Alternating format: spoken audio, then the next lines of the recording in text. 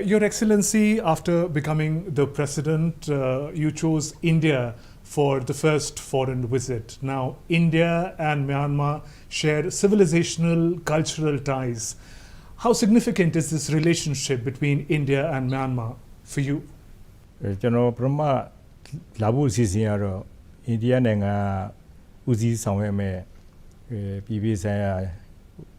ကျောင်းတော်ဝါကြီးများညီလာခံဒီလာဖို့ဖြစ်ပါတယ်တိုးတော်လည်းပဲဒီညီလာခံဟိုတောင်အာဖရိကနိုင်ငံမှာဖြစ်ပေါ်ခဲ့တဲ့အီဘိုလာယောဂါကြောင့်ဒီဟာစီဝမ်းရွှေစီတော့ဒီဆွေးနွေးဆက်ဆက်ပြီးတစ်ဆက်တည်းကျွန်တော်လည်း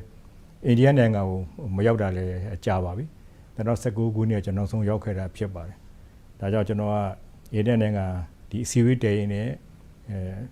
official visit တခုကျွန်တော်တို့ဆောင်ရွက်မယ်ဆိုပြီးတော့နှစ်ဖက်ညှိနှိုင်းခဲ့တာဖြစ်ပါတယ်အဲ့တော့အစည်းအဝေးဖြတ်သိမ်းပေမဲ့လည်းကျွန်တော်ဒီ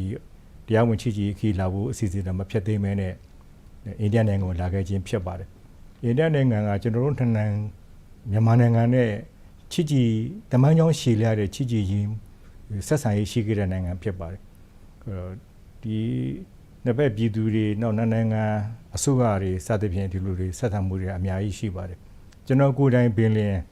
ကျွန်တော်အိန္ဒိယနိုင်ငံ2010ခုနှစ်ကအစရောက်ခဲ့တာဖြစ်ပါကျွန်တော်ကြေမောမြောက်စွာကျွန်တော်ရောက်ခဲ့ဘူးပါတယ်ဒါကြောင့်လည်းဒီနိုင်ငံလာဖို့အတွက်ကျွန်တော်တို့ကတော့လာဖို့တင်တဲ့အိန္ဒိယချင်းနိုင်ငံတစ်ခုဖြစ်တယ်လို့ကျွန်တော်ယူဆလို့ဒီခီးစဉ်ကိုဒါဖြစ်အောင်စီစဉ်ခဲ့ခြင်းဖြစ်ပါတယ်